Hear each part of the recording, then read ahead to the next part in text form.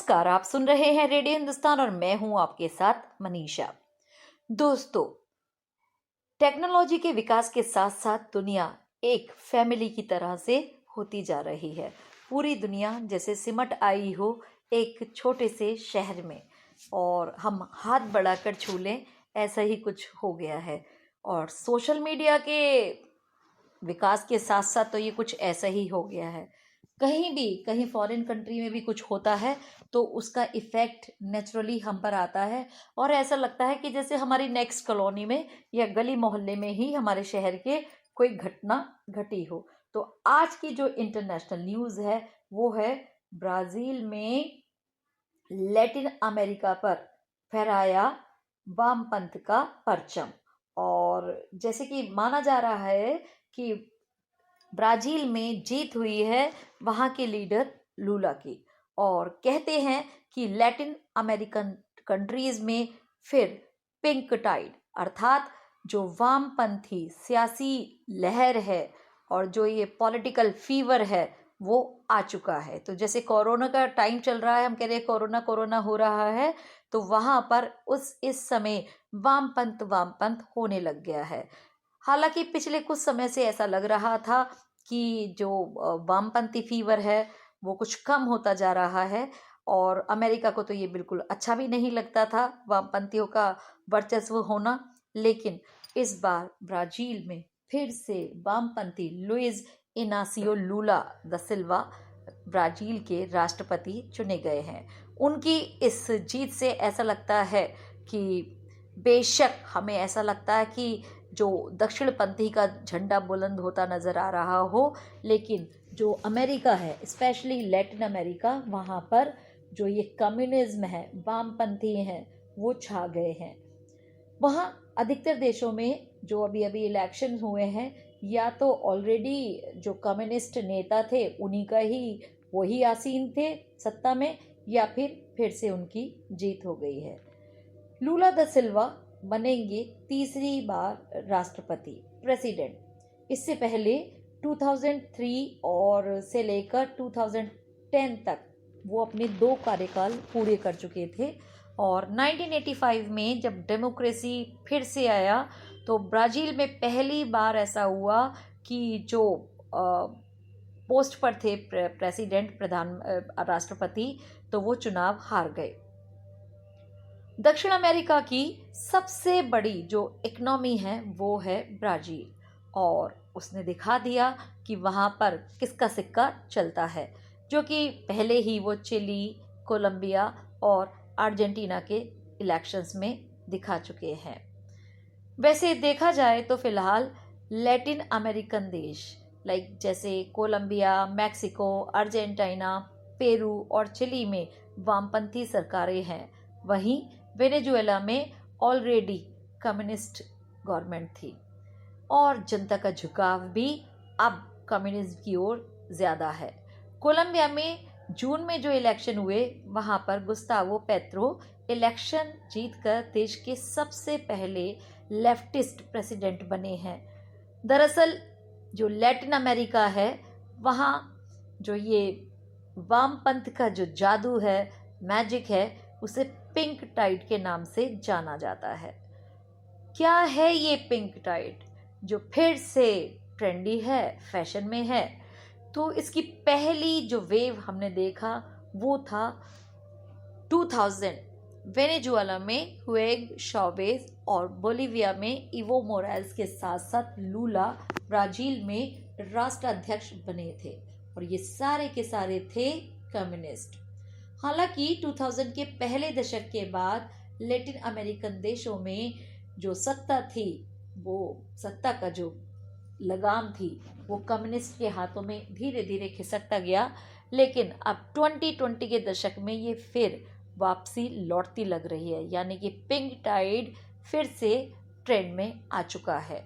और इसका कारण है इन्फ्लेशन, मुद्रास्फीति, और कोरोना के बाद लोगों की बुरी स्थिति। तो इनको पिंक टाइड नेशन क्यों कहा जाता है? लैटिन अमेरिकन देश अपने राजनीतिक एटीट्यूड के कारण पिंक टाइड नेशन कहे जाते हैं। जो ये कम्युनिस्ट हैं, ये सारे गवर्नमेंट्स अमेरिका के कट्टर विरोधी हैं और अक्सर ये भी देखा जाता है कि यहाँ इन देशों के लोग भी, जो यहाँ की जनता है, वो भी अमेरिका के अगेंस्ट है। तो बीच में कुछ सालों के दौरान, कुछ दशकों के दौरान, ये पिंक टाइड इनविजिबल मैन की तरह से डिसअपियर भी हो गई थी। जो कौन सा ईयर था, कौन सा दशक था, वो था 2010 का। और जब वहां चली थी, चली रे चली लहर चली। और किसकी लहर चली? कंजर्वेटिव की लहर चली। और उस लहर में, उस तूफान में कंजर्वेटिव के जो कम्युनिस्ट गवर्नमेंट थी, वो सारी की सारी जड़ से उखड़ गई थी। लेकिन अब इनको फिर से देखा जा रहा है। तो देखते हैं कि मैक्सिको से लेकर ब्राजील तक, ब्राजील तक कम्युनिस्ट रुझान वाली सरकारें अब बन रही हैं। मैक्सिको में 2018 में जो कम्युनिस्ट रुझान वाली सरकार आई थी, तो अर्जेंटीना में 2019 में, इसके बाद बोलिविया में 2020 में ऐसा ही हुआ। और लास्ट ईयर 2021 के इलेक्शंस में पेरू, होंडुरास और चिली में वामपंथी कम्युनिस्ट पार्टीज का फ्लैग होस्टिंग हो गई, अर्थात उनका वर्चस्व स्थापित हो गया।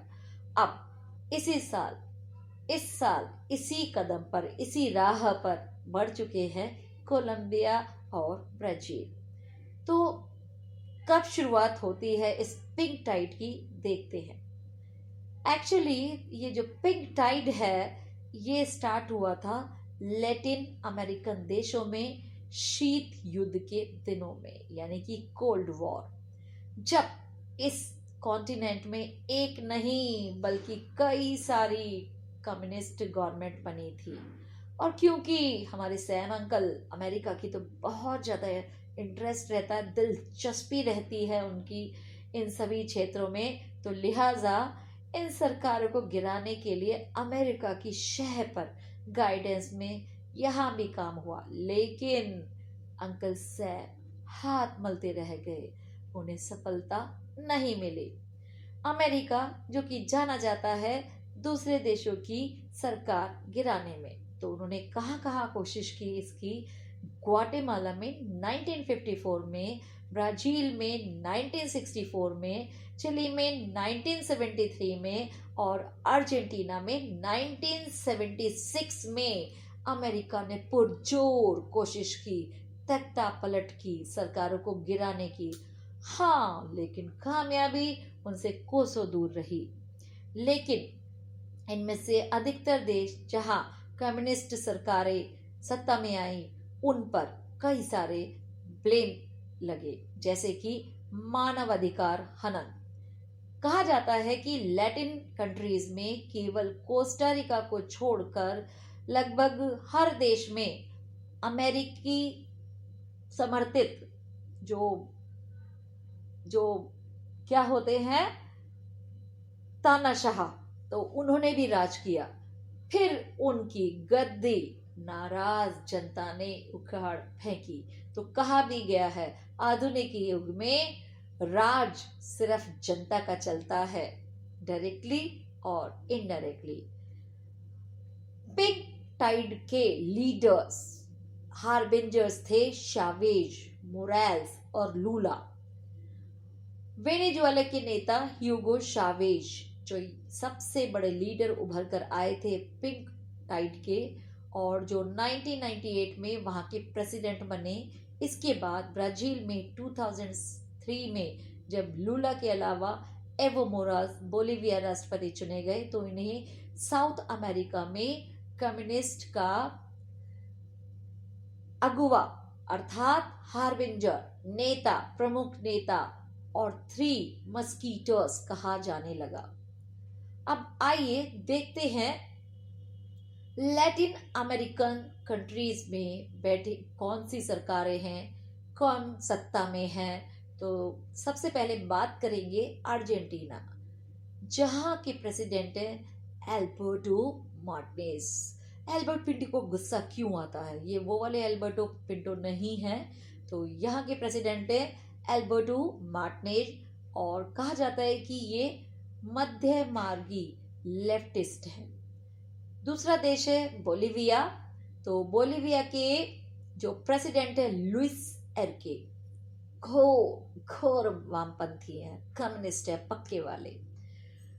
तीसरा जो देश है वो है ब्राजील, और जैसा कि अभी आपको मैंने बताया कि लूला चुनाव जीत चुके हैं और वो भी कम्युनिस्ट रुझान वाले नेता हैं। नेक्स्ट कंट्री है हमारा चिली, और जिसके प्रेसिडेंट है गैब्रियल बोरिक, और वो भी एक कम्युनिस्ट हैं। कोलंबिया, जिसके प्रेसिडेंट है गुस्टावो पेट्रो, पहली बार एक कम्युनिस्ट नेता गुस्तावो पेट्रो वहां पर प्रेसिडेंट बने हैं। नेक्स्ट है हमारा कंट्री होंडुरास, जहां के प्रेसिडेंट हैं जियोमारा कास्त्रो, जो कि मीडियोकर है, अर्थात मध्य वामपंथी रुझान। नेक्स्ट है मैक्सिको के प्रमुख हैं, राष्ट्र प्रमुख हैं एंड्रेज मैनुअल लोपेज, जो भी मध्य मार्गी अर्थात मध्य वामपंथी नेता। जो अगला देश है जिसके बारे में हम बताने जा रहे हैं वो है निकारागुआ, और जिसके राष्ट्रीय अध्यक्ष हैं डेनियल ओर्टेगा, और ये भी एक कम्युनिस्ट हैं। फिर आता है पनामा, और पनामा के जो प्रेसिडेंट हैं वो है कोर्टिगो, और ये भी एक मध्य वामपंथी हैं। और लास्ट है हमारा पेरू, और पेरू के जो प्रेसिडेंट हैं वो है पेड्रो कोस्टेलो, और ये भी एक कम्युनिस्ट हैं। तो देखिए किसका रुझान चल रहा है, पिंक टाइड का। तो देखिए चुनाव की लहर, देखिए राजनीति की लहर, और इस पिंक टाइड का असर विश्व के अन्य हिस्सों पर कैसा पड़ता है, क्योंकि चली रे चली फिर पिंक टाइड की लहर चली, तो ये सबको पिंक टाइड सबको पिंकी पिंकी करता है, और या फिर दक्षिणपंथियों का राज चलता है। तो मुकाबला तो बड़ा नेक टू नेक है, तो बनाए रखिए इस पर नज़र और सुनते रहिए रेडियो हिंदुस्तान। हम लेकर आते रहेंगे आपके लिए ऐसे ही मज़ेदार, इंटरेस्टिंग लेकिन इम्पोर्टेंट राजनीतिक विश्लेषण।